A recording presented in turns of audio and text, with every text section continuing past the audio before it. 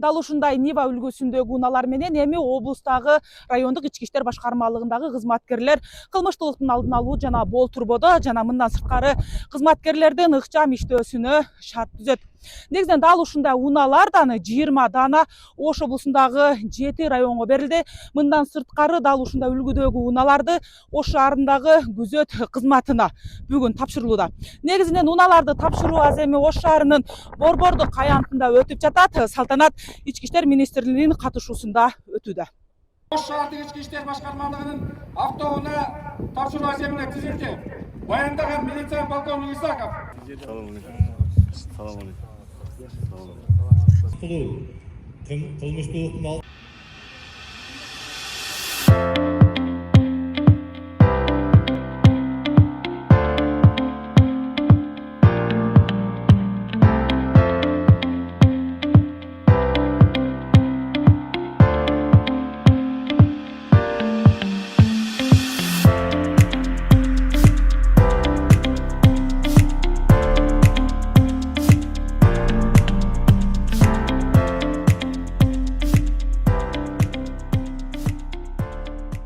Кылмыштуулуктун алдын алуу укук бузууларга өгөт коюуга жакшы өрөөлгө түзөт.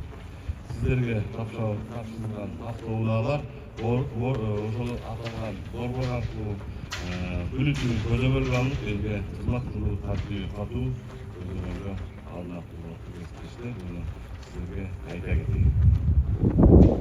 Андан тышкары бул автоунааларга акыркы үлгүдөгү технологиялык жабдыктар орнотулуп, баардык аймактарды санарип көзөмөлдөө функциясы аймактарда көзөмөлдөө функциялары киргизилди. Жогоруда белгиленеткендей азыркы тапта ички иштер органдарынын кызматкерлерине баардык жакшы шарттар түзүлүп жатат.